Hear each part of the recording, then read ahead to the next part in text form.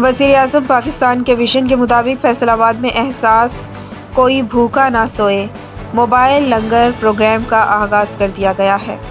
صوبائی وزیر public prosecution Chaudhry Zaheer الدین اور صوبائی وزیر کلچر اور کالونی میاں خیال احمد کاسترو نے ربن کاٹ کر پروجیکٹ کا باقاعدہ افتتاح کیا۔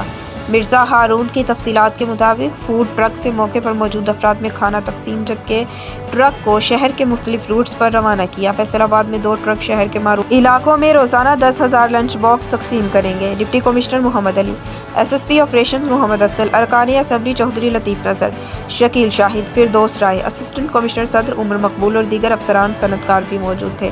صوبائی وزراء نے افتتاحی تقریب سے خطاب کرتے ہوئے کہا، دوسروں کو کھانا کھلانا سنت اور پنجاب کی روایت بھی ہے۔ راولپنڈی اور اسلام آباد میں وزیر اعظم عمران خان کوئی بھوکا نہ سوئے لنگر پروجیکٹ کی تقلید کرتے ہوئے فیصل آباد میں اس کا آغاز کر دیا گیا ہے۔ فیصل آباد میں 2 فوڈ ٹرک عوام بالخصوص مزدوروں، مسافروں اور محنت کش بھائیوں کو عزت و احترام کے ساتھ دوپہر اور رات کا کھانا پیش کریں گے۔ انہوں نے کہا، رمضان المبارک میں عوام کو حفظان صحت کے مطابق معیاری اور بہترین افطاری پیش کی جائے گی۔